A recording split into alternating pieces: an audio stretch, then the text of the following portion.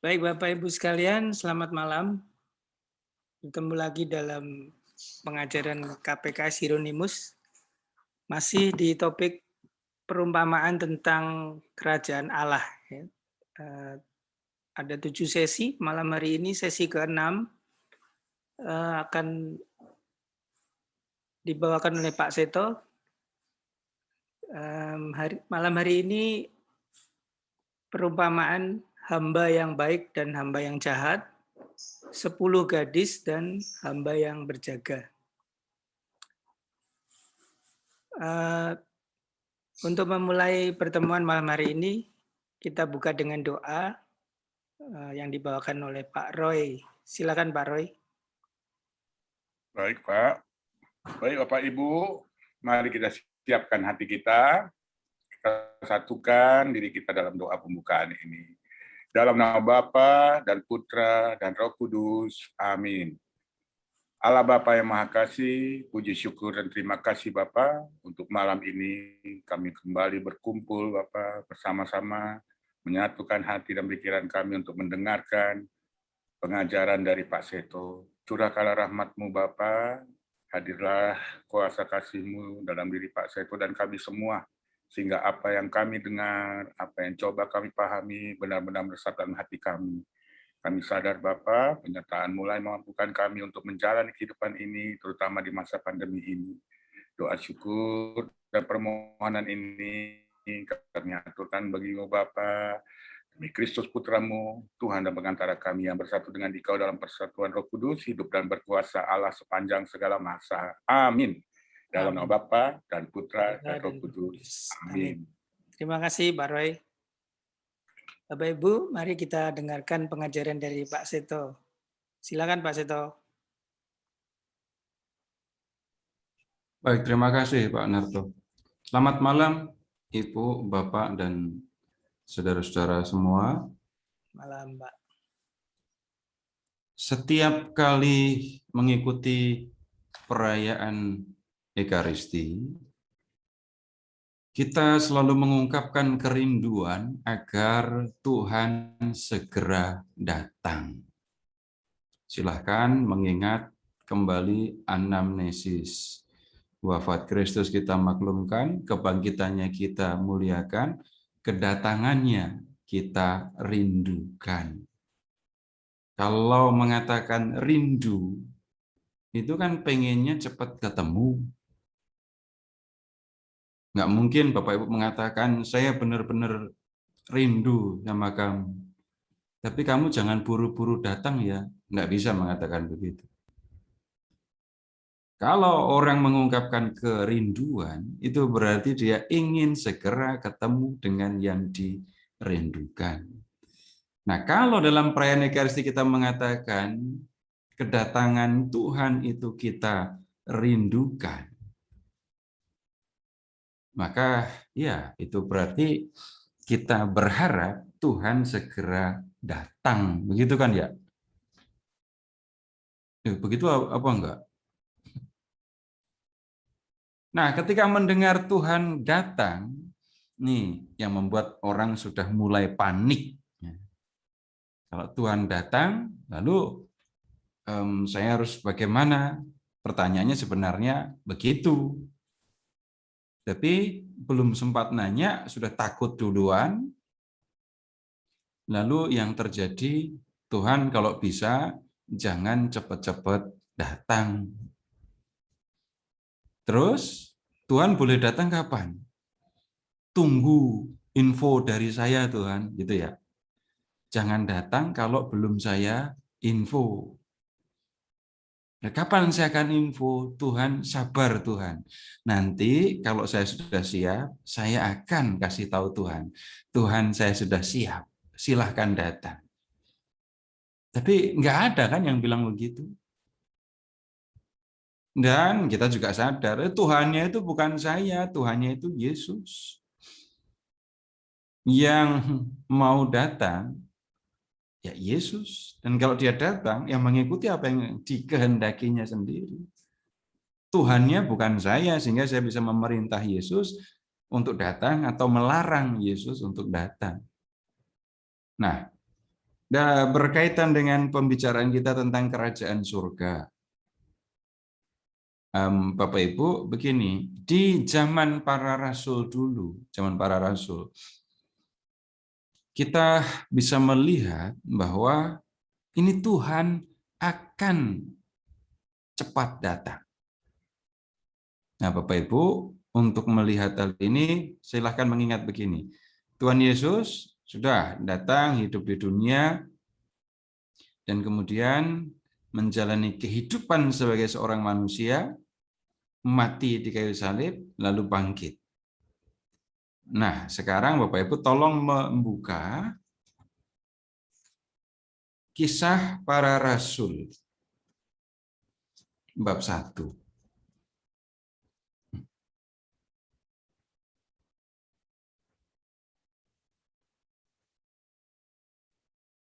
Kisah bab 1. Silahkan melihat ke ayat 3. Kepada mereka, ia, Yesus ya, menunjukkan dirinya setelah penderitaannya selesai, dan dengan banyak tanda ia membuktikan bahwa ia hidup. Sebab selama 40 hari ia berulang-ulang menampakkan diri dan berbicara kepada mereka tentang kerajaan Allah. Nah, Tuhan Yesus bicara juga ini setelah kebangkitan tentang kerajaan Allah. Tapi tunggu dulu ya. Nah, kemudian lihat sekarang ke ayat 4. Pada suatu kali ketika ia makan bersama-sama dengan mereka, ia melarang mereka meninggalkan Yerusalem dan menyuruh mereka tinggal di situ menantikan janji Bapa yang, demikian katanya, telah kamu dengar daripadaku. Sebab Yohanes membaptis dengan air, tetapi tidak lama lagi kamu akan dibaptis dengan Roh Kudus. Yesus meminta para murid untuk tidak meninggalkan Yerusalem. Mereka harus tetap tinggal di kota itu, menantikan janji pembaptisan Roh Kudus.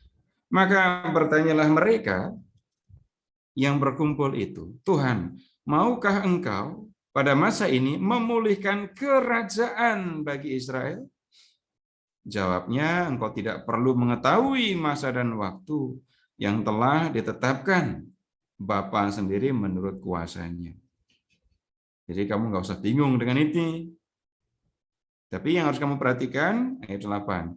Tetapi kamu akan menerima kuasa kalau Roh Kudus turun ke atas kamu, dan kamu akan menjadi saksiku di Yerusalem, di seluruh Yudea dan Samaria, dan sampai ke ujung bumi.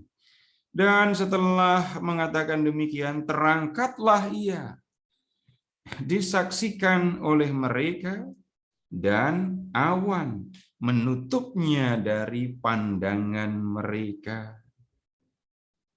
Jadi Tuhan Yesus naik ke surga. Nah, kemudian mereka ngelihat.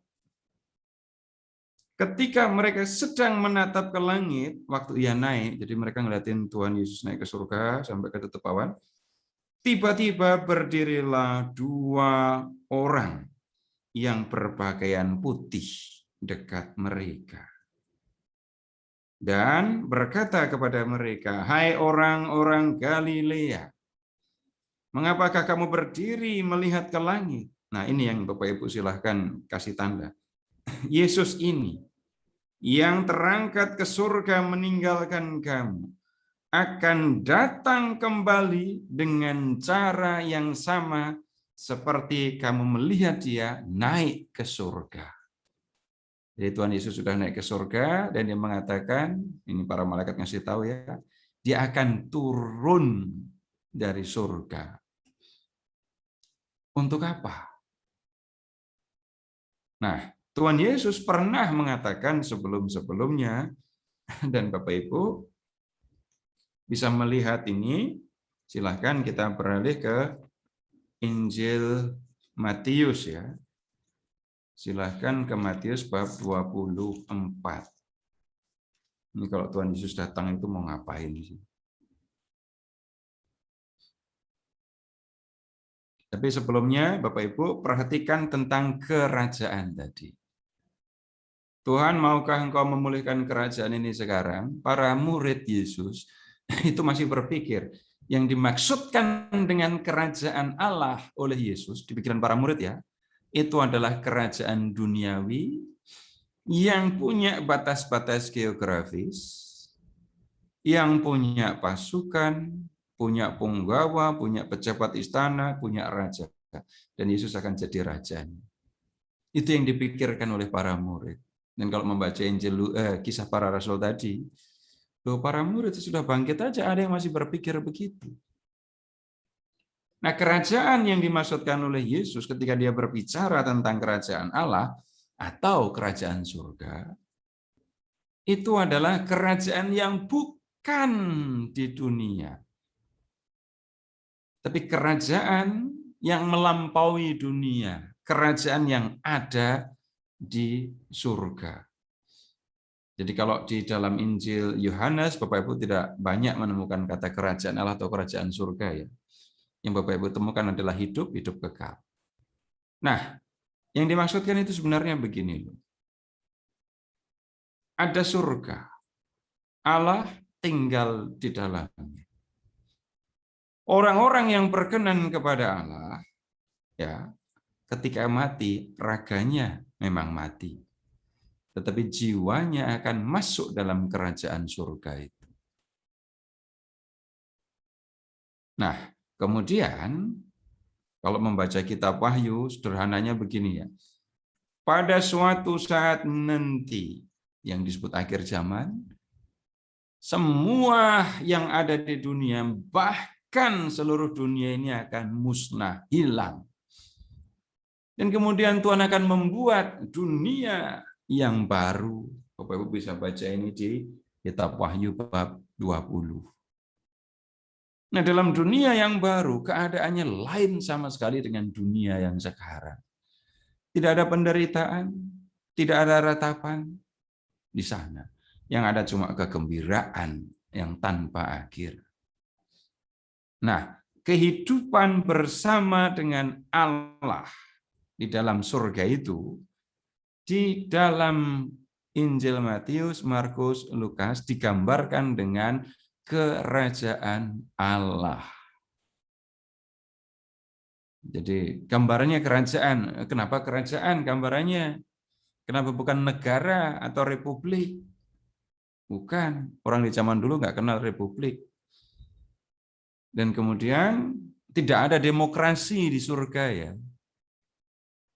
Ini masa Tuhannya Yesus terus, kita ganti. Jadi kita akan buat voting untuk melakukan pemilihan. Ini Tuhan Yesus itu sudah kelamaan, udah berapa periode itu. Ganti, nggak ada. Nggak ada soal demokrasi di dalam kerajaan surga. Yang ada adalah Allah pemilik surga, Allah mengasihi manusia, Allah menghendaki manusia tinggal dalam kebahagiaan surgawi itu. Nah, kalau digambarkan dengan sebuah kerajaan, maka Bapa itu pemilik surga ya. Tapi dia memberikan kuasa kepada Yesus untuk menentukan segalanya. Jadi ingat diskusi kita dulu tentang anak manusia. Bapa memberikan kepada Yesus kuasa atas kerajaan surga. Dia yang punya kuasa untuk menentukan apakah orang boleh masuk ke dalamnya, apakah tidak. Siapa yang boleh, siapa yang tidak. Tuhan Yesus yang menentukan. Nah, penentuan siapa yang boleh, siapa yang tidak boleh masuk ke dalamnya, Bapak Ibu, itu akan terjadi nanti ketika Yesus sebagai anak manusia datang seperti yang dikatakan oleh para malaikat dalam kisah para rasul bab 1 tadi. Jadi suatu saat nanti dunia akan berakhir dan kemudian Tuhan akan datang. Untuk apa? untuk menentukan siapa yang layak dan siapa yang tidak. Nah, tentang siapa yang layak, siapa yang tidak, bagaimana seharusnya menyikapi itu diskusi kita minggu depan ya. Tapi yang sekarang ini Bapak Ibu silahkan mengamati, silahkan memperhatikan Tuhan yang akan datang ya untuk menentukan siapa yang akan masuk ke dalam kerajaannya dan siapa yang tidak. Silahkan sekarang ke Markus bab 24 ya, mulai dari ayat 29. Segera sesudah siksaan pada masa itu, matahari akan menjadi gelap dan bulan tidak bercahaya dan bintang-bintang akan berjatuhan dari langit dan kuasa langit akan goncang. Pada waktu itu akan tampak tanda Anak Manusia di langit dan semua bangsa di bumi akan meratap. Dan mereka akan melihat Anak Manusia itu datang di atas awan-awan di langit dengan segala kekuasaan dan kemuliaannya. Gejala yang ditunjukkan di ayat 29. Ada kehancuran alam semesta. Kalau di dalam kitab Wahyu, langit, bumi, laut lenyap. Dan kemudian Tuhan akan datang. Nah, Tuhan Yesus di sini disebut dengan gelar Anak Manusia. Kalau kita mengingat kembali kitab Daniel bab 7 ayat 13 dan 14, kita bisa melihat Anak Manusia itu adalah Raja Kerajaan Surga. Dan kemudian dia datang untuk menentukan siapa yang berkuasa untuk berhak untuk masuk, boleh masuk, dan siapa yang tidak boleh. Jadi ini kedatangan Anak Manusia di akhir zaman. Lihat ke ayat 31. Dan ia akan menyuruh keluar malaikat-malaikatnya dengan meniup sangkakala yang dahsyat bunyinya. Dan mereka akan mengumpulkan orang-orang pilihannya dari keempat penjuru bumi, dari ujung langit yang satu ke ujung langit yang lain. Jadi para malaikat itu punya tugas untuk mengumpulkan orang-orang pilihannya, orang-orang yang berkenan kepada Yesus Anak Manusia. Nah, kemudian lihat ke ayat 36. Tetapi tentang hari dan saat itu tidak seorang pun tahu. Malaikat-malaikat di surga tidak, Anak pun tidak, hanya Bapa sendiri. Ya, kenapa sih Bapak tidak share info kapan Yesus Anak Manusia itu akan datang? Harusnya kan bisa share ya, supaya kita bisa buat flyer nanti supaya semua bisa menyambutnya dengan meriah gitu ya. Ya, itu yang dipikirkan, tapi Tuhan tidak bertindak menurut cara seperti itu.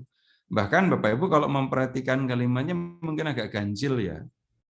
Tentang hari dan saat itu tidak seorang pun tahu, malaikat di surga tidak, Anak pun tidak. Loh, Anak ini kan yang akan datang.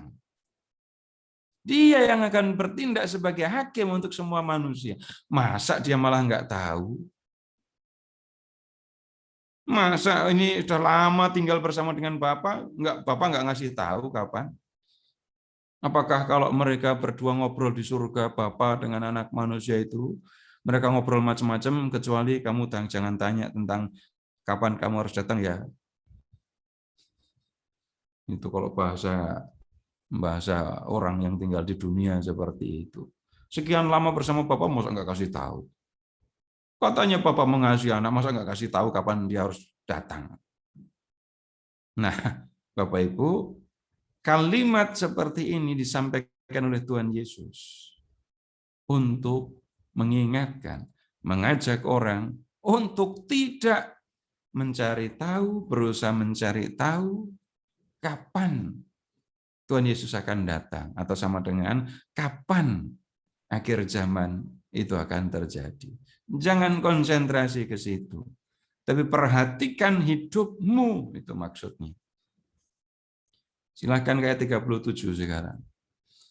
Sebab sebagaimana halnya pada zaman Nuh, demikian pula halnya kelak pada kedatangan Anak Manusia. Sebab sebagaimana mereka pada zaman sebelum air bah itu makan dan minum, kawin dan mengawinkan, sampai kepada hari Nuh masuk ke dalam bahtera, mereka tidak tahu akan sesuatu sebelum air bah itu datang dan melenyapkan mereka semua. Demikian pula lah halnya kelak pada kedatangan Anak Manusia. Pada waktu itu, kalau ada 2 orang di ladang, yang seorang akan dibawa dan yang lain ditinggalkan. Kalau ada 2 orang perempuan sedang memutar batu kilangan, yang seorang akan dibawa dan yang lain akan ditinggalkan. Jadi tidak ada yang tahu. Tuhan Yesus mengingatkan kejadiannya seperti waktu zaman Nuh itu loh. Nuh nggak dikasih tahu kapan air bah akan datang. Tapi yang jelas, Nuh mendengarkan yang dikatakan oleh Tuhan dan membuat persiapan. Membuat bahtera. Jadi ketika air datang, dia, seluruh keluarganya, serta seluruh isi bahteranya selamat. Yang lain, nggak ada yang selamat. Jadi, kalau Anak Manusia datang, kamu jangan kaget. Karena apa? Kamu memang tidak tahu kapan Anak Manusia datang. Dan karena itu yang harus kamu lakukan adalah siap, sedia, kapanpun, nggak ada masalah, gitu ya. Ayat 42. Karena itu berjaga-jagalah, sebab kamu tidak tahu pada hari mana Tuhanmu datang. Kalimatnya kan jelas kan ya. Karena itu berjaga-jagalah, sebab kamu tidak tahu pada hari mana Tuhanmu datang. Ada orang yang mengganti kalimat ini dengan begini. Kamu tidak tahu pada hari mana Tuhanmu datang. Maka carilah tahu. Lalu apa yang dilakukan? Mengutak-atik apa yang ada di dalam Alkitab untuk menentukan kapan Tuhan akan datang. Dan 2 kitab yang seringkali digunakan itu adalah Daniel dan Wahyu yang digunakan untuk meramal kapan Tuhan akan datang. Berulang kali orang meramal. Orang ada yang meramal Tuhan akan datang tanggal sekian. Banyak orang percaya. Tapi pada tanggal yang dimaksud Tuhan nggak datang. Ramalan direvisi. Ramalannya direvisi, diperbaiki. Yang mengherankan adalah tetap ada yang percaya kepada ramalan itu. Jadi pesan Tuhan Yesus sebenarnya jelas. Kamu kan tidak tahu kapan Tuhanmu datang. Jadi yang harus kamu lakukan bukan kamu berusaha mencari tahu. Tetapi kamu harus berjaga-jaga. Harus berjaga-jaga menyambut Tuhanmu yang akan datang itu. Di sini kita ketemu gambaran yang mungkin agak menakutkan gitu ya. Lihat itu tadi loh. Kalau ada 2 orang di ladang, yang seorang di bawah, yang lain ditinggal. Belum. Kemudian 2 orang perempuan sedang memutar batu kilangan, yang seorang di bawah, yang lain ditinggal. Kalau hanya satu yang dibawa, yang lain ditinggal lalu menjalani kehidupan biasa. Nah, Bapak Ibu, berarti akhir zaman belum datang. Tapi yang sebenarnya dimaksudkan oleh Yesus, Bapak Ibu perhatikan pemisahan itu ya. Jadi ada yang termasuk orang-orang pilihan Allah, ayat 31, tetapi ada yang tidak termasuk di dalamnya. Bapak Ibu silahkan mengingat perumpamaan tentang lalang di ladang gandum. Waktu sama-sama masih tumbuh, keduanya tidak bisa dibedakan, sulit dibedakan. Dalam prakteknya, anak-anak Allah, anak-anak kebenaran, dan anak-anak iblis ngumpul jadi satu di dunia, dan orang tidak bisa membedakan yang ini siapa, yang itu siapa. Nah, kemudian berjaga-jaga itu gimana? Ayat 43 dulu. Tetapi ketahuilah, jika tuan rumah tahu pada waktu mana, pada malam hari pencuri akan datang, sudah pasti ia berjaga-jaga dan tidak akan membiarkan rumahnya dibongkar. Tunggu dulu, berjaga-jaga di malam hari. Konkretnya bagaimana?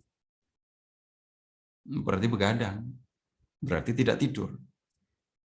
Mata melek, badan diusahakan tetap segar, sehingga tetap bisa waspada.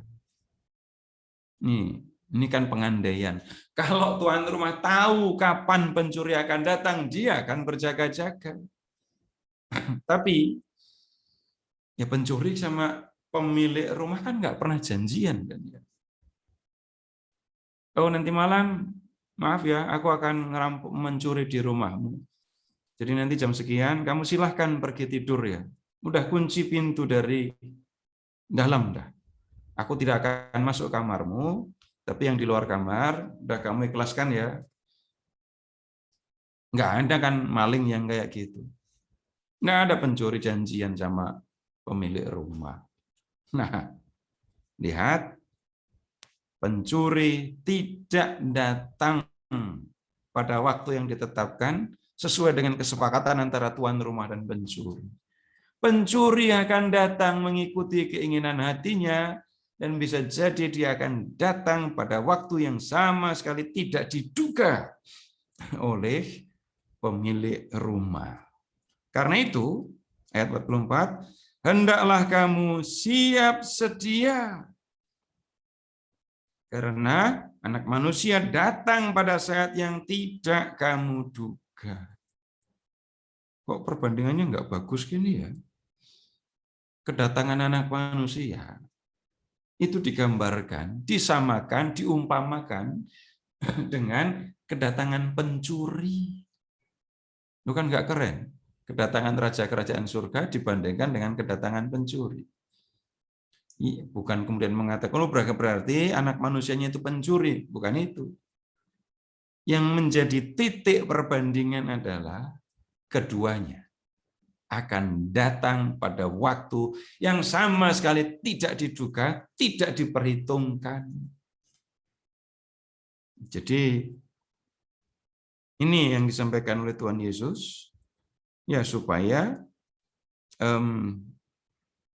semua yang percaya kepada Yesus senantiasa siap sedia untuk menyambut kedatangan anak manusia yang akan datang tanpa memberitahu. Nah, lanjut. Sekarang berjaga itu bagaimana? Nah, Tuhan Yesus menjelaskannya dengan perumpamaan. Ini perumpamaan ada banyak kesamaan atau mungkin paralel ya dengan yang di Injil Markus bab 13. Kita lihat dulu yang ini, yang Markus bisa ditinggalkan nanti karena ada banyak kemiripan. Siapakah hamba yang setia dan bijaksana, yang diangkat oleh tuannya atas orang-orangnya untuk memberikan mereka makanan pada waktunya? Jawabannya, siapa? Hamba yang mana? Keterangannya sudah jelas ya. Hamba yang setia, hamba yang bijaksana, itu akan diangkat oleh tuannya untuk memberi makanan kepada hamba-hamba lain. Tapi pertanyaannya, setia dan bijaksananya seorang hamba itu bagaimana? Lihat ayat 46. Berbahagialah hamba yang didapati tuannya melakukan tugasnya ketika tuannya itu datang. Jadi, dalam kiasan yang ada di ayat 46, tuan pergi, hamba ada di rumah. Ada hamba yang memanfaatkan situasi.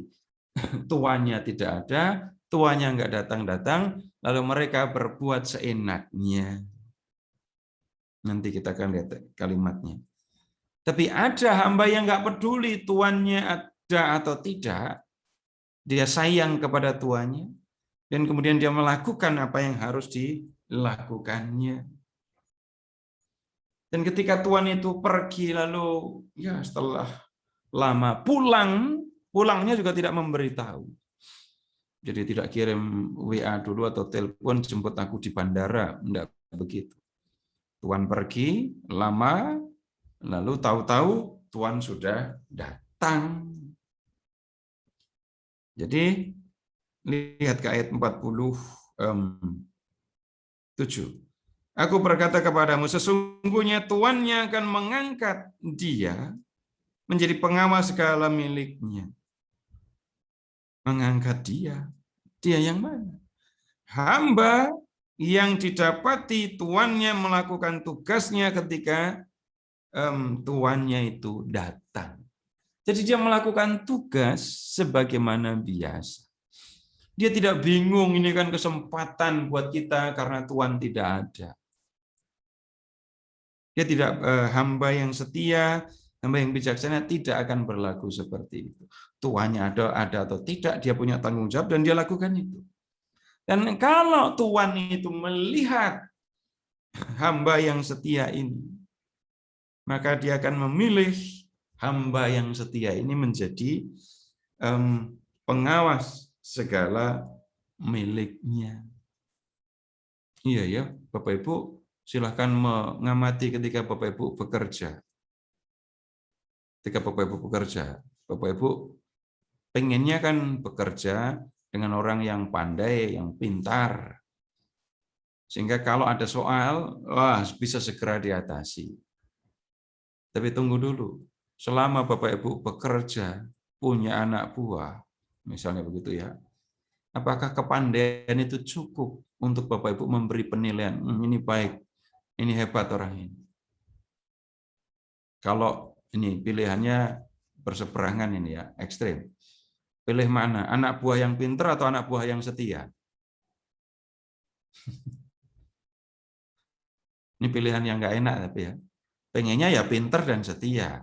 Tapi ini malam ini kan pengandaian, ini diskusi. Kalau Bapak Ibu tidak sedang melakukan interview untuk menerima calon pegawai, setia. Itu menjadi hal yang sangat penting. Nah, kalau orang itu pintar tapi nggak setia, habis kita malahan. Nah, yang kita lihat di dalam teks ini, hamba yang dipuji oleh tuannya. Yang kemudian hamba itu diangkat menjadi kepala atau mandor dari para hamba, adalah hamba yang menunjukkan kesetiaan. Jadi setia. Ada tuannya atau tidak, dia nggak begitu bingung. Nah, sekarang 48.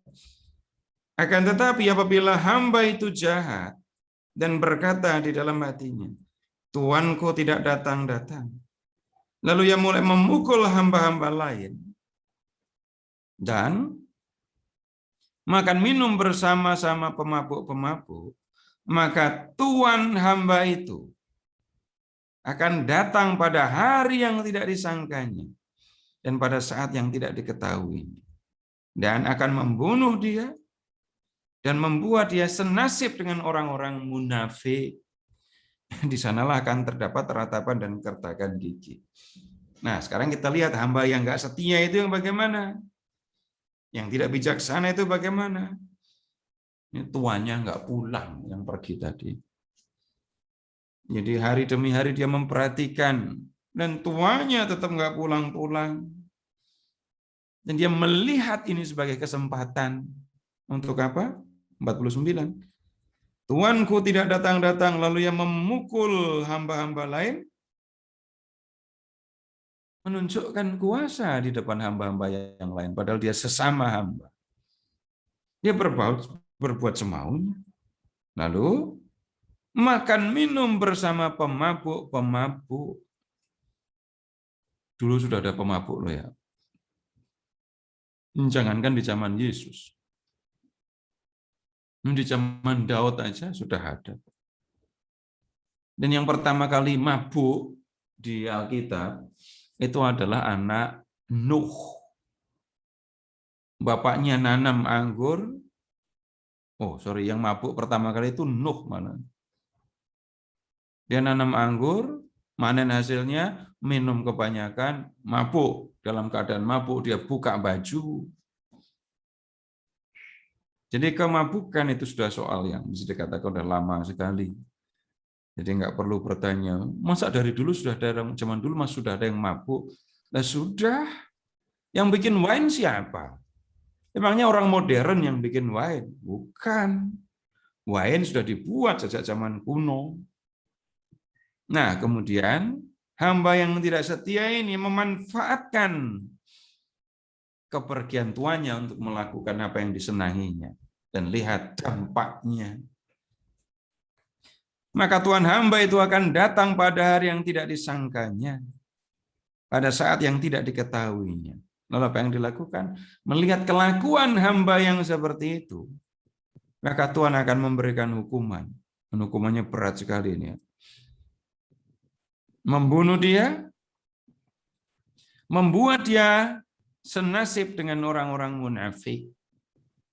Di sana akan terdapat ratapan dan kertakan gigi.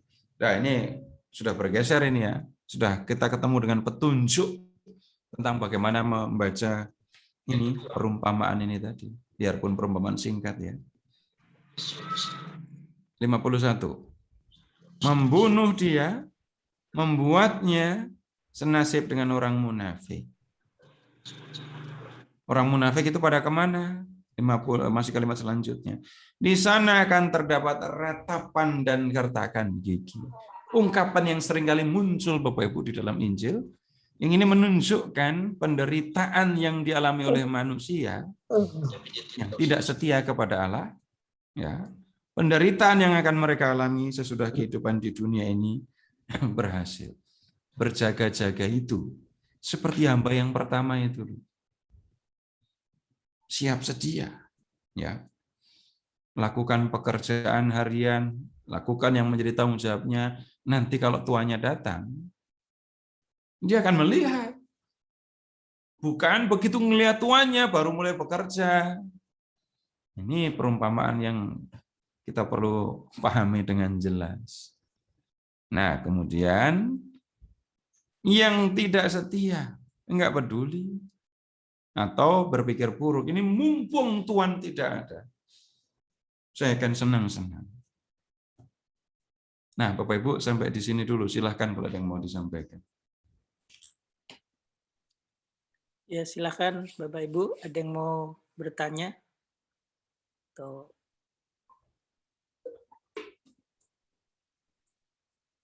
silahkan loh.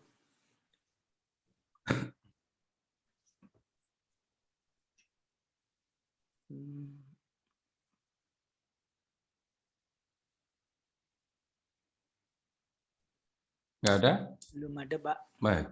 Oh, ini kan Pak Narto, tema kita terlalu gampang, Pak. Mas Seto. Nah, Ini kira nanti yang susah 48. itu saya jadi grogi ini nanti. Mas Seto, ya, nanya ayat 48. 48.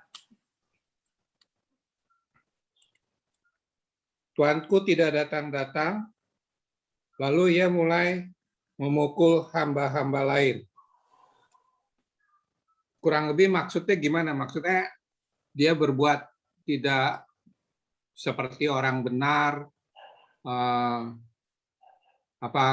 ngambil keuntungan yang enggak dari orang lain. Maksudnya dalam arti kehidupan sekarang gitu loh. Begini Pak, pahami perumpamaannya dulu. Ini Bapak satu kalimat aja belum selesai, mau diambil untuk kehidupan sekarang. Repot. Oh. Jadi pahami perumpamaannya. Jadi ada tuan ya, tuan. Ada orang kaya. Punya banyak hamba. Punya banyak hamba. Nah kemudian tuan ini pergi pergi. Oke. Tidak memberitahu pergi kemana, tidak mengatakan kapan akan pulang. Jadi dia meninggalkan rumahnya dengan semuanya. Hamba-hambanya juga ada di rumahnya. Budak-budaknya ada di rumahnya. Nah, ketika tuan ini tidak pulang-pulang, lalu ada hamba yang setia kepada tuannya, ada hamba yang tidak setia. Hamba yang setia itu ya tetap melakukan pekerjaannya, walaupun tidak ada tuannya. Ya. Hamba yang tidak setia, ngelihat ini tuannya nggak datang-datang, lalu mulai main-main. Nah, ini ada urusan kecil, bikin masalah bahkan dengan teman-teman sesama hamba, ya pukul hamba-hamba itu. Ya mukul beneran. Oh, ini kisahnya begini kok. Oke. Tuanku tidak datang-datang. Lalu yang memukul hamba-hamba lain. Kurang ajar kepada yang lain. Hamba-hamba lain dipukuli. Terus ngapain lagi? Makan minum bersama pemabuk. Nah, ini hamba yang tidak setia begini, tuannya nggak ada, lalu dia berbuat semaunya. Nah, tentang pesannya untuk apa, untuk kita sekarang, tunggu dulu, belum selesai. Oke. Makasih, Pak. Tapi sekali lagi, kalau membaca teks kitab suci, Bapak Ibu pahami yang tertulis. Ya, ini saya sampaikan kembali saja ilustrasi ya. Bapak Ibu dulu waktu belajar peribahasa itu diberitahu ini peribahasanya, lalu dikasih tahu ini artinya, begitu kan? Lalu disuruh menghafalkan. Lalu dalam pilihan soal, dalam soal ada pilihan peribahasa ini artinya ini, atau peribahasa ini artinya apa, suruh tulis. Kita diajak untuk mengingat, tapi tidak diajak untuk membaca. Nah, kalau diberi perumpamaan atau peribahasa yang lain, nah baru ketahuan. Bagai beruk kena ipuh. Artinya, apa artinya? Arti peribahasa itu apa? Bagai beruk kena ipuh. Lupa, Pak. Ya udah, Bapak Ibu harus tahu harafiahnya kan? Harus ngerti dulu. Beruk itu apa?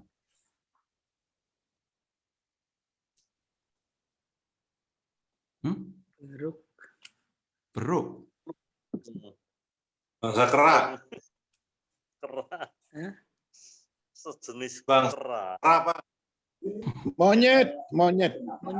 Ditanya malah ngatain gitu. Bro, itu kayak batok untuk tempat apa gitu loh itu ya. Ayo, Untuk Monyet. panen konco apa? Bro gitu. itu bahasa Jawa. Belum lagi tambahin popok beruk lagi. Kok beruk? Ya. Kalau ipuh apa? Ya beruk itu keluarga ini primata itu ya. Monyet. Kera. Nanti harus diskusi monyet sama kera itu bedanya apa? Kalau ipuh,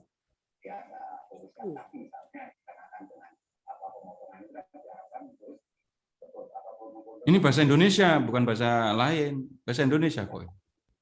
Oh, Ipuh itu adalah tumbuhan yang getahnya mengandung racun.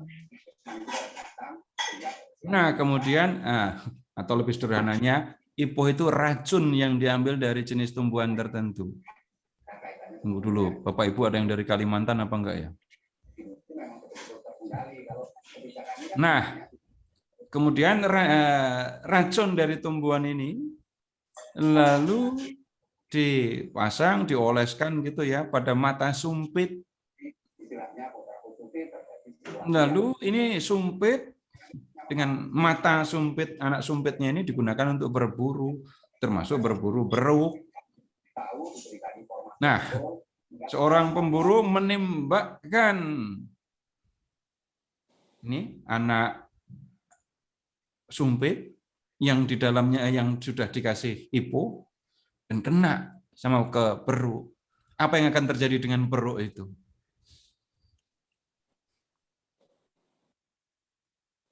Bukan beruknya itu terus diem setengah mati, bukan begitu rupanya. Beruknya itu akan belingsatan, nggak tenang, gerak terus, nggak bisa diem sampai berhenti ketika ya udah nggak berdaya. Jadi peribahasa bagai beruk kena ipuh artinya begitu baru paham. Begitu cara membaca. Begitu juga kalau Bapak Ibu membaca novel, membaca cerita, selesaikan ceritanya kan. Lalu Bapak Ibu akan tahu ini cerita ini bicara apa. Kalau Bapak Ibu dulu bacanya novel apa?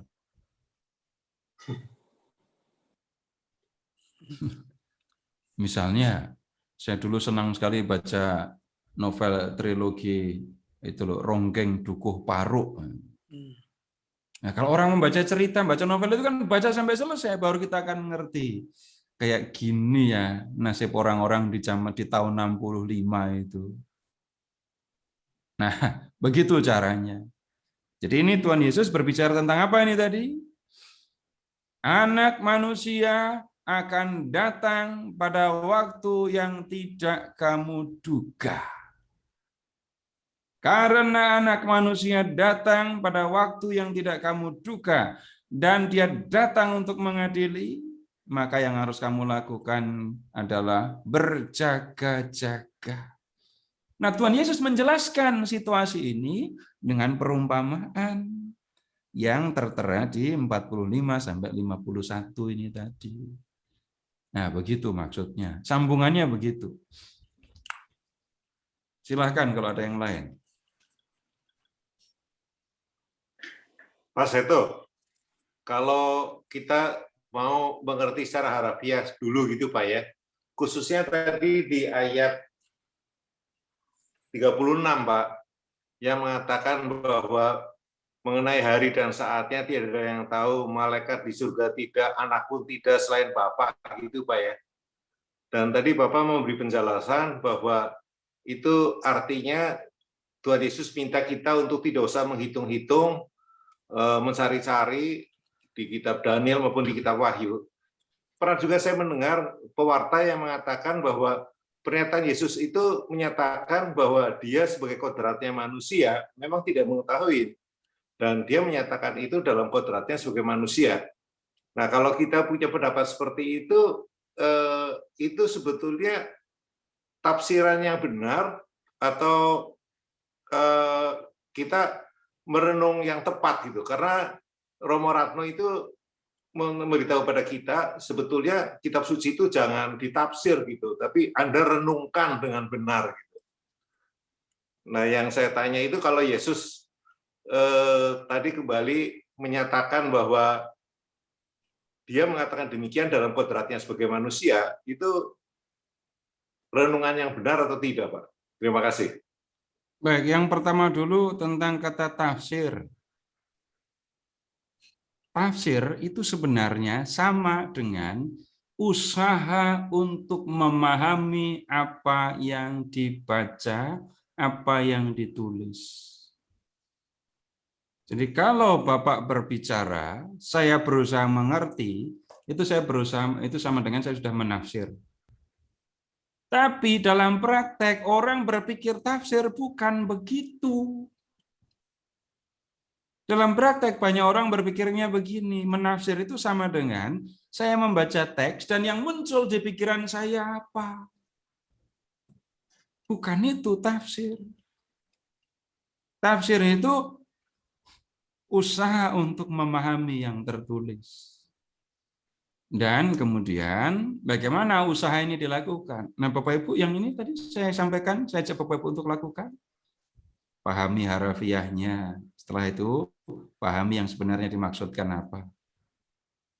Saya sendiri selama Bapak Ibu belajar bersama dengan saya nggak pernah memakai kata itu.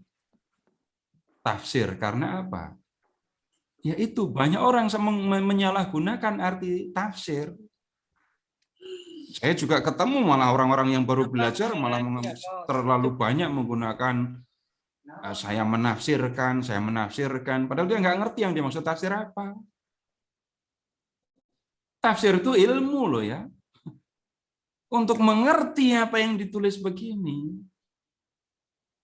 saya punya banyak perangkat untuk memahaminya.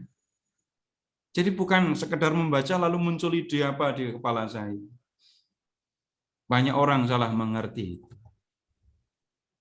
Nah, kalau kemudian saya tidak akan berdebat tentang soal tafsiran, ya. Tetapi Bapak Ibu lihat begini, kapan Yesus bertindak sebagai manusia dan kapan dia bertindak sebagai anak Allah. Bapak Ibu bisa membuat daftar kapan waktu Yesus disalib itu jadi manusia atau anak Allah itu? Repot kan? Berarti yang mati itu anak manusia atau anak Allah? Yang mati itu manusia atau anak Allah?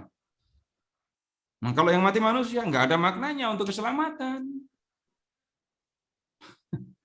Yang saya maksudkan, nah ini memisahkan kodrat manusiawi dan ilahi Yesus. Lalu waktu Yesus berdoa itu beneran itu dia manusiawi sekali itu. Jadi kodrat ilahinya ditinggalkan. Nah, kacau lagi di situ. Nah, coba kita lihat begini caranya. Lihat ke ayat 36. Ya. Dalam teks Ibrani Yunani, Bapak Ibu tidak ketemu dengan judul-judul dan alinea ya. Tetapi tentang hari dan saat itu tidak seorang pun tahu. Malaikat di surga tidak, anak pun tidak. Perhatikan kapan lagi Tuhan Yesus bicara begitu. Lihat ke ayat 42. Karena itu berjaga-jagalah sebab kamu tidak tahu. Nah, selama Yesus hidup di dunia, mungkin ini yang mendekati ini karena kodrat manusiawi Yesus, maka tapi lihat, selama Yesus hidup di dunia, Yesus menyebut diri sebagai anak manusia. Anak manusia. Padahal kita sudah tahu, sudah lihat. Anak manusia itu raja kerajaan surga. Datang ke dunia dalam wujud seorang manusia. Ya. Tapi dia kemudian mati. Tidak bisa kita mengatakan matinya Yesus adalah matinya seorang manusia. Dan kemudian dia kembali ke surga dan akan datang lagi. Kapan datangnya? Enggak tahu. Dan lihat ayat 42 lagi. Kamu kan enggak tahu kan kapan anak manusia datang. Kamu enggak usah, enggak perlu kamu bertanya kapan itu akan terjadi. Yang perlu buat kamu adalah kamu berjaga-jaga. Tentang anak manusia itu datang kapan, akhir zaman akan datang kapan. Kalau itu bukan urusanmu, kenapa kamu harus mengurus? Yang punya kuasa untuk menentukan itu Bapa. Jadi biarlah Bapa yang mengurus itu. Nah, itu kalau saya akan mengatakan hal yang seperti ini dengan memperhatikan apa yang ada di dalam teks ini. Orang lain berpendapat seperti itu, ya buat saya ya silahkan saja. Tapi saya akan melihat, ini ada soal yang lain. Oh, berarti ini memisahkan ya. Waktu Yesus berdoa sampai keringetan itu, itu manusiawi. Untuk mengatakan Yesus disalib itu adalah Yesus dalam kodratnya sebagai manusia. Wah, ini kalau itu sudah sampai dipisahkan, nanti masuk ke ada yang salah. Bapak Ibu baca Yohanes, Yohanes yang akan langsung marah. Kalau yang mati itu manusia, tapi bukan firman yang menjadi manusia, yang nggak ada artinya untuk keselamatan. Jadi Ini begini Pak, jadi yang saya ajak Bapak untuk melihat, Bapak Ibu lihat ini tadi, kita ketemu satu kalimat ya, tapi di kepala kita itu kan sudah ada banyak sekali pemahaman, kita punya pemahaman yang menyeluruh tentang isi Injil.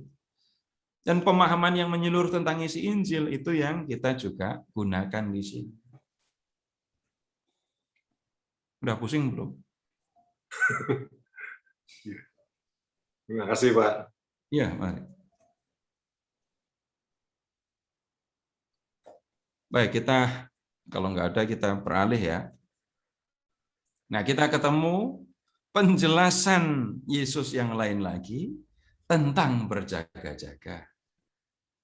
Ini perumpamaannya kalau yang tadi itu perumpamaannya nggak keren itu ya. Kedatangan Tuhan, kedatangan anak manusia kayak kedatangan pencuri. Mendingan yang seperti yang bab 25 ayat 1 sampai dengan 13. Ini cakep semua ini. Perumpamaan tentang 10 gadis. Urusan cakep atau tidak cakep nggak ada masalah di sini. Tapi bijaksana dan tidak bijaksana.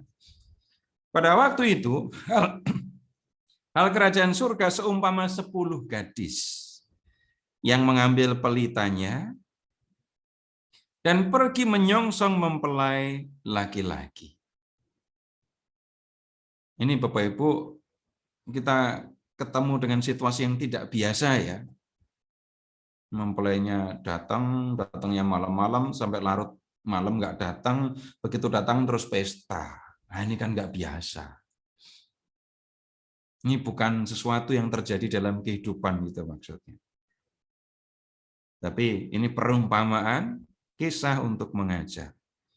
Nah 10 orang gadis itu ditugasi untuk menyongsong mempelai laki-laki. Jadi silahkan Bapak Ibu membayangkan begini dah. Ini ada keluarga mempelai perempuan. Dengan ya mempelainya siap, ruang pesta sudah siap, lalu mempelai laki-laki akan datang.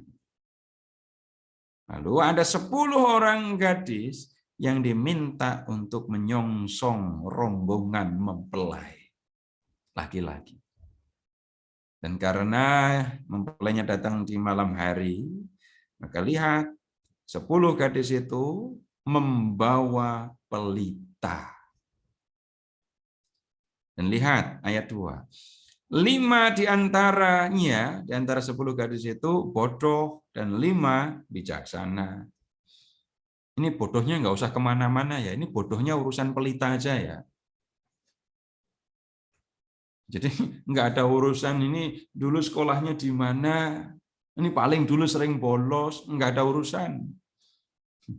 Jadi bodohnya adalah begini. 3. Gadis-gadis yang bodoh itu membawa pelita, tetapi tidak membawa minyak. Padahal mereka nggak tahu kapan mempelai datang. Sedangkan gadis-gadis yang bijaksana membawa pelita dan minyak dalam buli-buli. Nah, Bapak Ibu, lampu di Israel zaman kuno itu ya sederhana sekali bentuknya, dari tanah liat. Jadi ada tempat untuk menaruh minyak. Bapak Ibu silahkan yang pernah kecilnya dulu di desa dan mengalami sebelum ada listrik. Bapak Ibu ketemu kan, ini hanya botol beling saja di tangan saya bisa jadi lampu. Tinggal nyari sumbu, kasih minyak, udah sesederhana itu. Tapi botolnya atau lampunya itu dibuat dari tanah liat. Dan kemudian lihat juga, ini ada buli-buli, ini botol, tempat naruh minyak. Nah, gadis-gadis yang bodoh itu hanya membawa lampu, pelita ya, memang di dalamnya ada minyak. Dan pelita ini dibawa. Tapi dia tidak membawa cadangan minyak. Padahal dia nggak tahu mempelai akan datang cepat atau akan datang lambat. Nah, gadis yang bijaksana membawa pelita berisi minyak, pelitanya menyala, tapi juga membawa buli-buli berisi minyak. Dan yang biasa ya.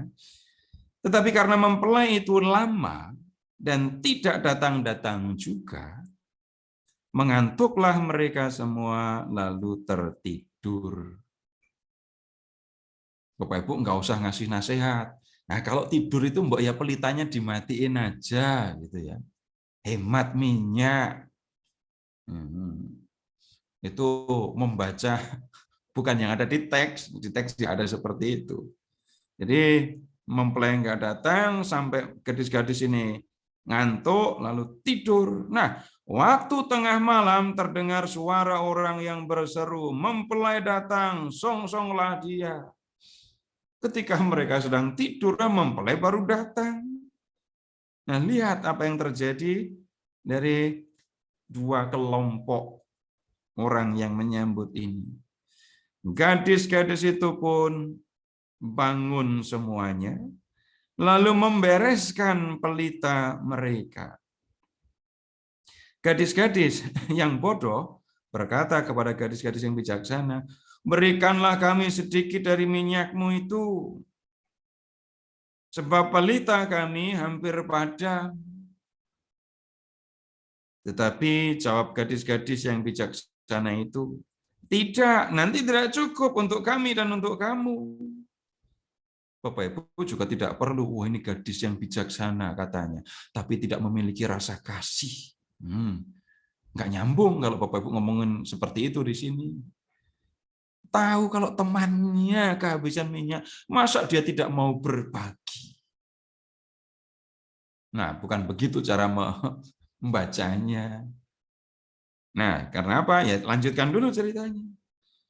Tetapi jawab gadis-gadis yang bijaksana itu, "Tidak, nanti tidak cukup untuk kami dan kamu. Lebih baik kamu pergi kepada penjual minyak dan beli di situ." Tengah malam loh ini. Akan tetapi waktu mereka sedang pergi untuk membelinya, datanglah mempelai itu. Dan mereka yang telah siap sedia masuk bersama-sama dengan dia ke ruang perjamuan kawin, lalu pintu ditutup. Dan ini yang terjadi. Mempelai datang. Tugas mereka adalah menyambut, mengiringi mempelai laki-laki ke tempat pesta. Silahkan membayangkan mereka ini harusnya ya jalan di depan mempelai dengan membawa pelita yang bernyala. Itu tugas mereka. Tapi ketika mereka bangun, gadis yang bodoh melihat, loh, lampu hampir mati, minyak hampir habis. Kalau harus mengiringi mempelai, konyol nanti, lampu mati, pelita mati. Lalu mereka minta kepada 5 gadis yang bijaksana, "Bagi dong minyaknya. Nih minyak, pelitaku udah hampir mati." Gadis yang bijaksana tidak mau memberikan. Nah, kemudian yang terjadi malah diusulkan, "Kamu beli minyak sana. Ini udah jam 12 malam. Toko-toko, warung-warung sudah tutup. Repot kan nyarinya. Perlu waktu lama untuk mencari." Lalu hanya 5 orang gadis yang mengiringi mempelai masuk ke ruang pesta. Gadis-gadis yang bodoh tadi ya menghabiskan waktu untuk nyari minyak. Dan ketika mereka mendapatkan minyak, lalu pergi ke ruang pesta, lihat, ruang pesta sudah ditutup. Kemudian datang juga gadis-gadis yang lain itu dan berkata, "Tuan, Tuan, bukakanlah kami pintu." Tetapi ia, tuan pesta itu menjawab, aku berkata kepadamu, sesungguhnya aku tidak mengenal kamu. Karena itu, berjaga-jagalah, sebab kamu tidak tahu akan hari maupun saatnya. Jadi jelas, perumpamaan ini dimaksudkan untuk menjelaskan supaya orang berjaga-jaga menyambut kedatangan Anak Manusia. Di pertemuan yang lalu, Bapak Ibu, kita sudah mendiskusikan tentang pemisahan itu ya. Di dunia hidup bersama, tapi ada waktunya, ada pemisahan. Dan pemisahan itu malam ini kita lihat terjadi nanti bila Anak Manusia datang sebagai hakim dan menentukan siapa yang layak masuk dan siapa yang tidak. Kapan dia datang tidak tahu. Maka diulang-ulang apa yang dikatakan oleh Yesus. Kamu kan nggak ngerti, nggak tahu kapan Anak Manusia datang, kapan penghakiman datang. Yang harus kamu lakukan apa? Berjaga-jaga. Nah, sekarang Bapak Ibu baru kita belajar.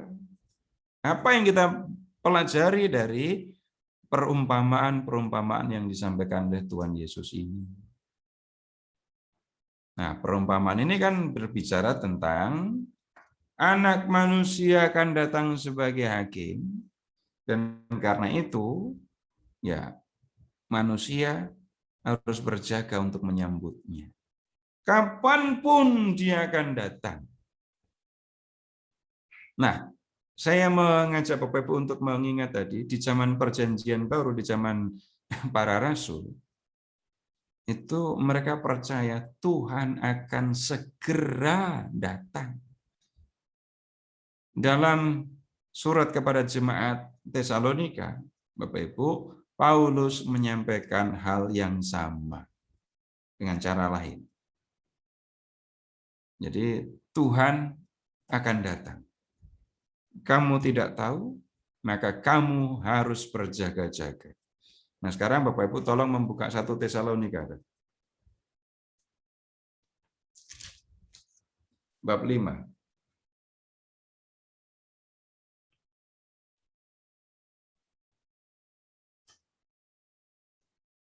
Satu Tesalonika bab 5, lihat dari ayat 1.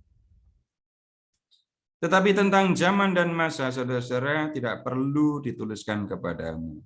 Karena kamu sendiri tahu benar-benar, jemaat berarti sudah tahu ya, bahwa hari Tuhan datang seperti pencuri pada malam. Apabila mereka mengatakan semua damai dan aman, maka tiba-tiba mereka ditimpa oleh kebinasaan.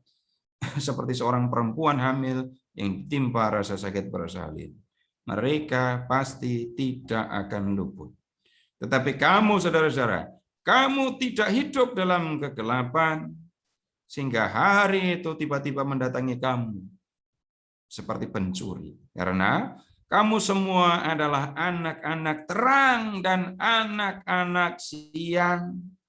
Kita bukanlah orang-orang malam atau orang-orang kegelapan. Sebab itu, baiklah, jangan kita tidur seperti orang-orang lain, tetapi berjaga-jaga dan sadar. Sebab mereka yang tidur waktu malam, dan mereka yang mabuk waktu malam. Tetapi kita adalah orang-orang siang. Baiklah, kita sadar. Tunggu dulu, sampai di sini dulu. Ketemu hal yang senada. Tuhan akan datang pada waktu yang tidak terduga. Seperti datangnya seorang pencuri. Nah, berjaga dalam hal ini, itu artinya melek. Jangan tidur. Melek, jangan ngantuk, jangan tidur. Jadi begitu pencuri datang, langsung disambut, gitu ya. Nah, berjaga-jaga untuk menyambut kedatangan anak manusia, ini urusannya pasti bukan dengan melek ini tadi. Jangan tidur ya. Kamu anak siang, bukan anak malam. Maksudnya, kamu adalah orang-orang yang berjaga. Maksudnya begitu. Nah, berjaga itu bagaimana? Ayat 8. Tetapi kita yang adalah orang-orang siang, baiklah kita sadar. Ini persiapannya. Berbaju sirahkan iman dan kasih, berketopongkan pengharapan keselamatan. Ini perlengkapan perang Bapak Ibu ya, tapi bukan alat untuk menyerang. Ketopong, helmnya adalah pengharapan keselamatan. Baju sirah, iman dan kasih. Ya, karena Allah tidak menetapkan kita untuk ditimpa murka, tetapi untuk beroleh keselamatan oleh Yesus Kristus Tuhan kita yang sudah mati untuk kita. Supaya entah kita berjaga-jaga, entah kita tidur, kita hidup bersama-sama dengan Dia. Karena itu, nasihatilah seorang akan yang lain dan saling membangunlah kamu seperti yang memang kamu lakukan. Ini perikop yang isinya senada dengan perumpamaan tentang kerajaan Allah yang kita diskusikan malam hari ini.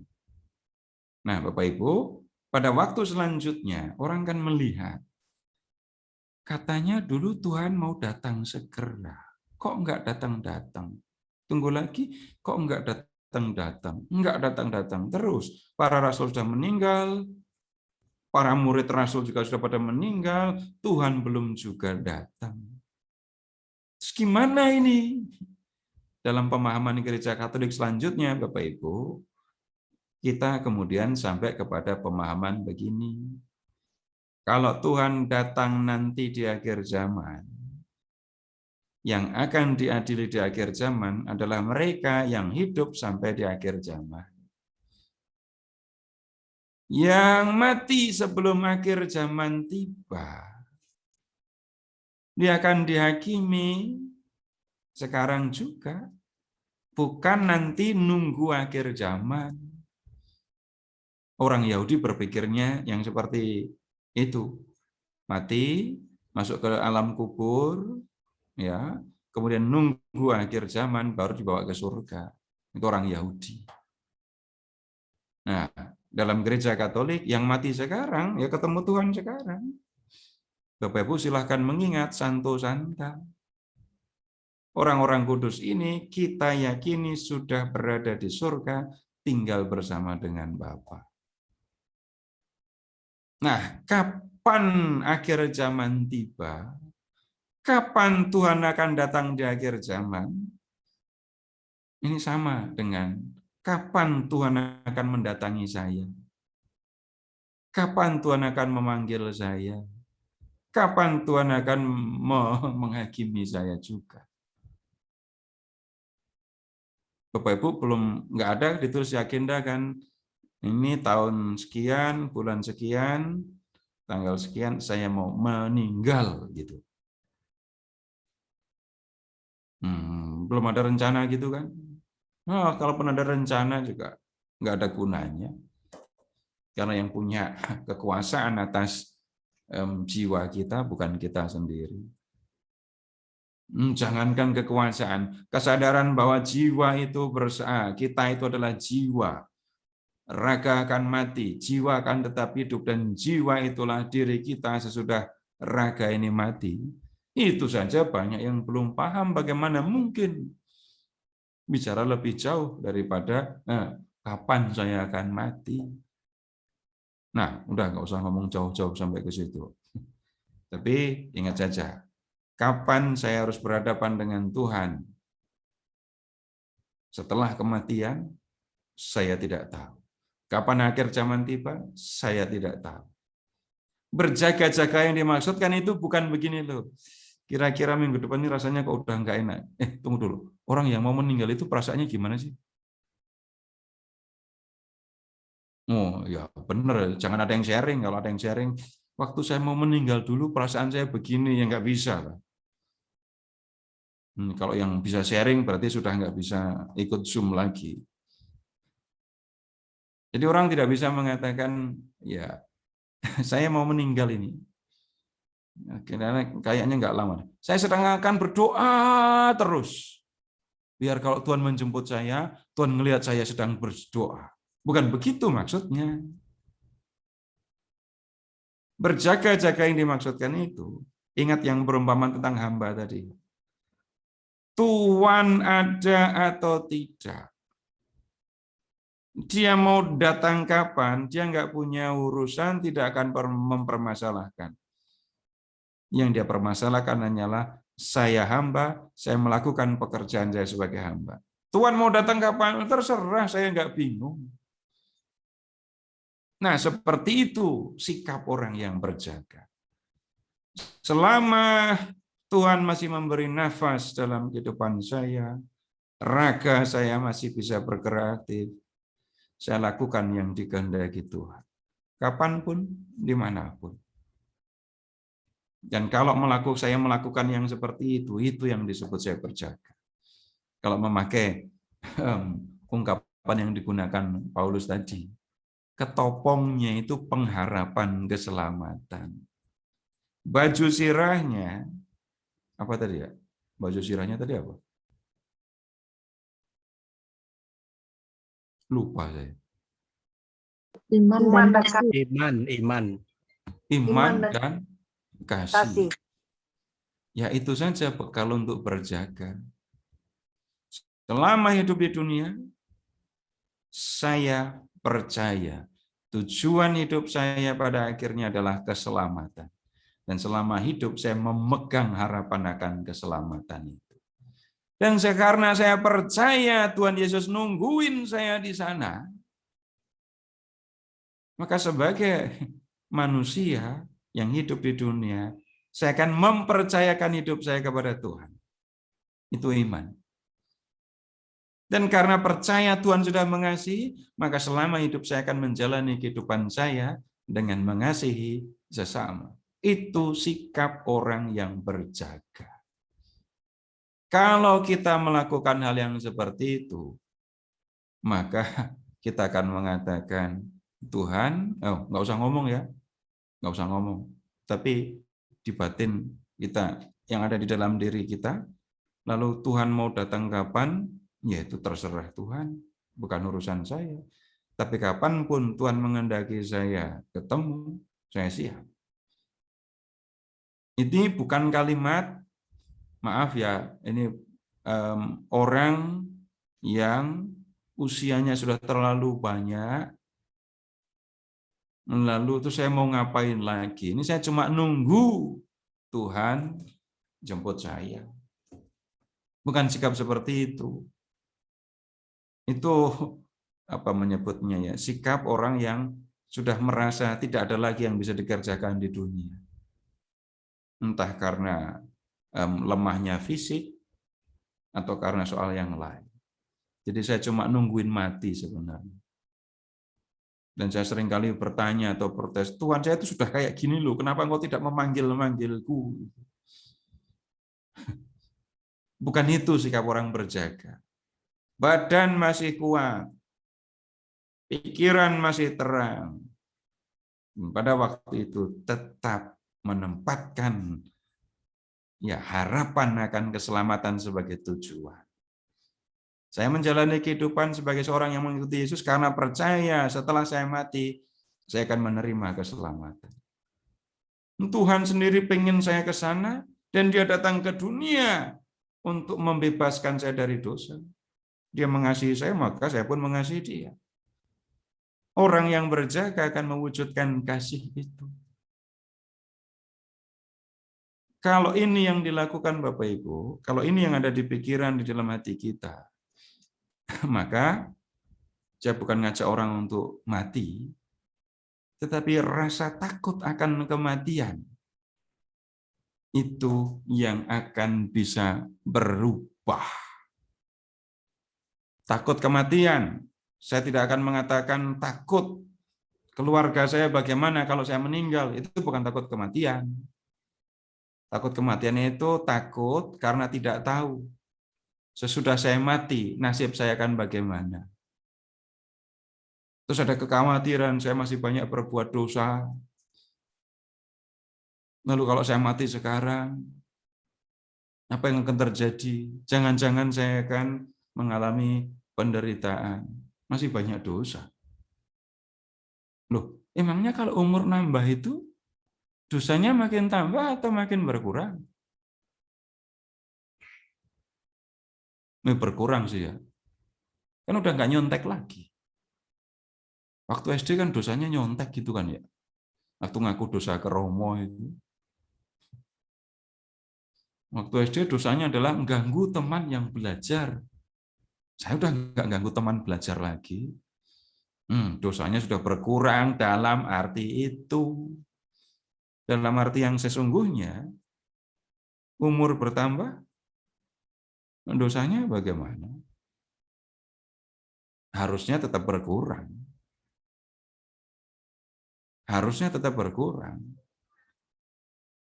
Iyalah. Kenapa? Kalau saya tahu Tuhan mengasihi saya pengen masuk ke dalam kerajaan surga bersama dengan Tuhan Yesus yang sudah mengasihi saya. Masa saya diam-diam aja, nggak ngapa-ngapain? Masa saya akan membiarkan diri saya dikuasai oleh dosa? Ya enggak lah. Saya akan berjuang, saya akan berusaha. Berusaha untuk apa ya? Membuat diri saya bersih. Saya tidak mengatakan saya bersih, Bapak Ibu, bukan itu. Tapi dalam perjalanan hidup yang jelas kita tahu tujuannya ini, kita juga mengerti harusnya saya berbuat apa. Bukan begini loh, kalau mau berdosa ya berdosa saja, masih wajar, masih manusia kok. Sambil mengatakan wajar jadi manusia berdosa, tapi begitu umur bertambah, lalu ingat akan kematian, lalu mulai menjadi takut. Jangan-jangan yang saya lakukan ini dan itu tidak berkenan kepada Tuhan, jangan-jangan nanti saya begini, begitu.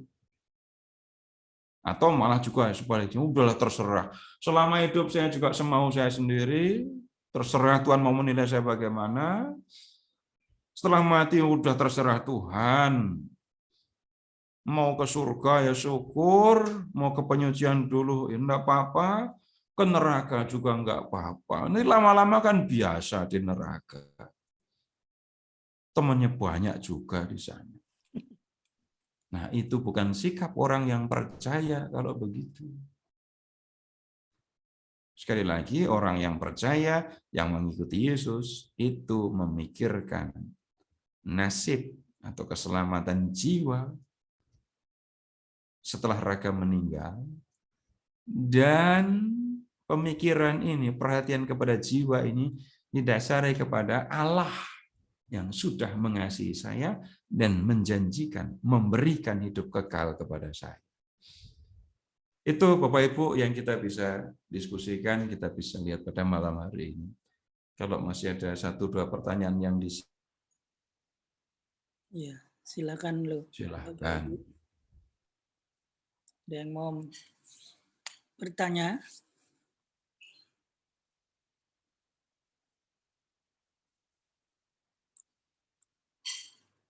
Bagus, Pak Indra.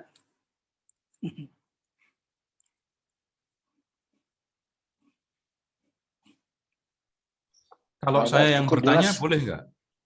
Boleh Pak, itu dapat diskon nggak Pak kalau udah tua Pak dosanya? Nggak ada istilah yang seperti itu. Oh nggak ada Pak ya. Apakah Bapak akan berpikir, Tuhan, ini maksimal dosa saya berapa supaya saya bisa ke surga? Nggak bisa begitu kan?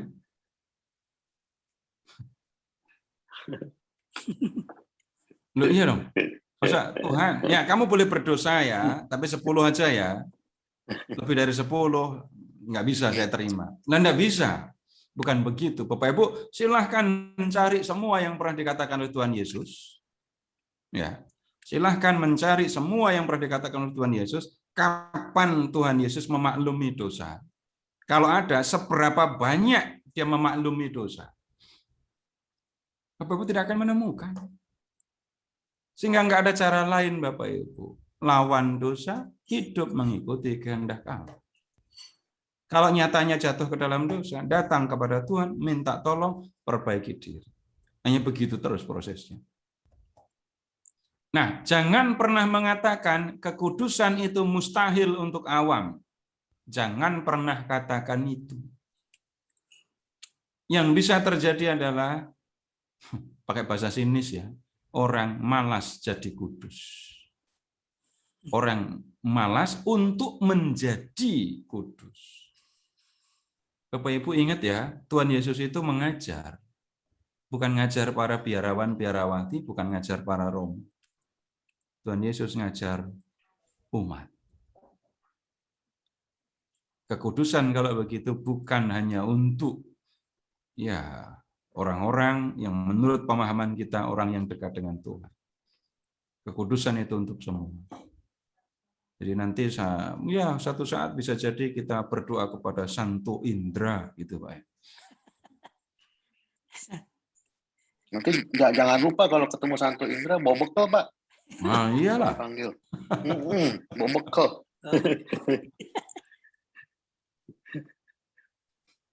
Aduh. Cukup jelas Pak semua, cukup jelas. Baik, terima kasih. Good. Saya yang mau bertanya. Dikasih waktu apa enggak ini? Ya, silakan Pak Seto. Mbak Agnes sama siapa malam hari ini? Sendiri ya? Sendiri. Sekarang saya mau tanya. Iya, ini saya nggak tahu bahasa isyaratnya ya. Jadi silahkan terjemahkan sendiri. Ini kalau misalnya belajar tentang Tuhan pada malam hari ini gitu ya. Agnes berpikir apa, merasa apa, karena nggak mungkin Agnes hanya belajar untuk orang lain yang menerima terjemahan, tapi juga belajar untuk diri sendiri. Silahkan. Tapi pakai bahasa beneran, jangan pakai bahasa isyarat saja ya.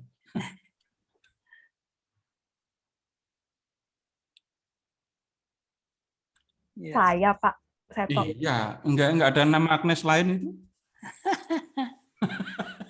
Iya, enggak ada lain.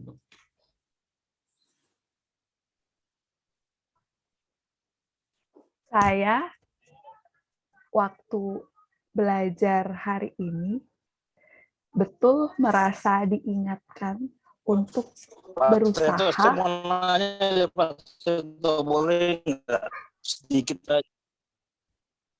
Kenapa? Sebentar, Pak. Ya, Agnes lanjut. Unmute dulu. Agnes masih mute. Unmute. Ya, Pak. Ya. Sudah. Oh, saya merasa diingatkan untuk berbuat kasih dan percaya pada Tuhan. Saya merasa betul saya berdosa, tapi kata Pak Seto bilang tadi untuk supaya berusaha mencapai kekudusan itu, karena kekudusan punya semua orang yang mau berusaha sampai pada kekudusan itu, berusaha selalu. Kira-kira seperti itu, Pak Seto. Terima kasih. Iya, terima kasih. Baik. Ada Udah, lagi? Pak Narto. Yang mau bertanya tadi Pak siapa ya? Jadi nggak tuh? Baik, Bapak Ibu, terima kasih Pak Seto. Hari ini sudah menjelaskan beberapa perumpamaan ya. Masih ada satu sesi lagi minggu depan tentang kerajaan Allah. Lalu nanti kita akan 2 minggu lagi, tanggal 28 Oktober, Kamis, akan mengikuti pengajaran dari Romo Thomas Suratno, Romo Paroki, mengenai dogma-dogma Maria. Kebetulan bulan Maria ya, bulan Rosario. Baik, Bapak Ibu sekalian, kita tutup pertemuan malam hari ini dengan doa. Silakan Pak Roy, pimpin doa Pak.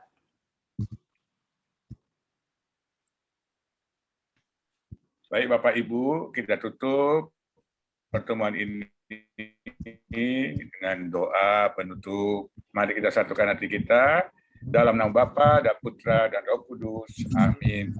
Allah Bapa yang makasih, puji syukur dan terima kasih Bapak untuk malam ini kami kembali bersama-sama mendapatkan peneguhan iman Bapak tentang makna berjaga-jaga, terutama berkaitan dengan kerajaan Allah yang sudah disiapkan bagi kami. Tetapi kami perlu mempersiapkan diri kami, Bapak, sebagai anak-anak-Mu untuk tetap tekun dan setia menjalankan segala yang sudah dianugerahkan Putra-Mu Tuhan kami Yesus Kristus dalam perjalanan kami di kehidupan ini. Biarlah semua yang sudah dibagikan oleh Pak Seto benar-benar meresapkan hati kami dan mampu kami wujudkan dalam perjalanan kami di kehidupan ini. Maka berkatilah kami semua Bapa, berkati juga Pak Seto dan keluarga, pimpinlah kami selalu agar tetap tekun dan setia mendengarkan, tetap tekun dan setia membuka hati untuk terus bergumul dengan sabda-Mu dan siap mewujudkannya dalam kehidupan kami sehari-hari Bapa. Doa syukur dan permohonan ini selalu kami persembahkan demi Kristus Putra-Mu, Tuhan dan pengantara kami. Amin. Amin. Dalam nama Bapa, Putra, dan Roh Kudus. Amin. Amin. Terima kasih Pak Pak Roy. Seto. Terima kasih Sekalian, Pak. selamat Ya, malam. terima kasih. Terima kasih Pak Bapak Ibu. Seto. Terima kasih.